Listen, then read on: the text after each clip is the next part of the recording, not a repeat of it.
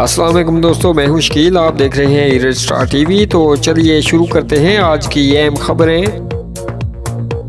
Master Mohammad Yasin साहब आज अपनी 28 साला मुद्दत मुलाजमत पूरी करने के बाद 1 साल कबल अज़ वक़्त रिटायर्ड हो गए। इस्लामगढ़ वेलफेयर ट्रस्ट ने अवामी खिदमत में एक और संगे मेल हासिल कर लिया।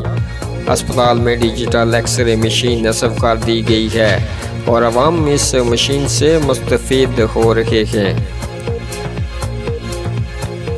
मस्जिदुल हराम में बाज़रियाकार हमले की कोशिश नाकाम। अब तक की मालूमात के मुताबिक एक शख्स ने सिक्योरिटी असार को तोड़ते हुए मस्जिदुल हराम के दरवाज़ा नंबर 99 से टकरा दी।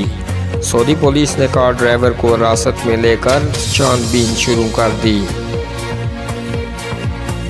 जाग मीरपुर के अवाम अपने हकूक़ के लिए मैदान में आए।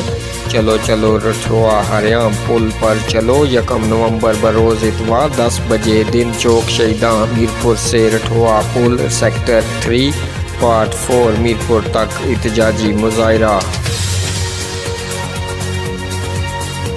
मरकज़ी मिलाद कमेटी के ज़ेर क़यादत व ज़ेर इंतज़ाम मिलाद नबी सल्लल्लाहु अलैहि वसल्लम का जुलूस निकाला गया, जिसकी सरपरस्ती मौलाना कदीर अहमद ज़ैदी साहब फरमा रहे थे। रावलाकोट नाला बाजार में फायरिंग, जख्मी CMH मुंतकिल। इस्लामगढ़ तहरीक तकमील रठवा हरियाम ब्रिज के अदम तकमील के हवाले से 1 नवंबर बरोज़ इतवार सुबह 9 बजे मुनक्कद होने वाली रैली के हवाले से मुख्तलिफ मकतबा फ़िक्र से तल्लुक़ रखने वाले अफराद से मुलाकात और रैली में शिरकत की दावत।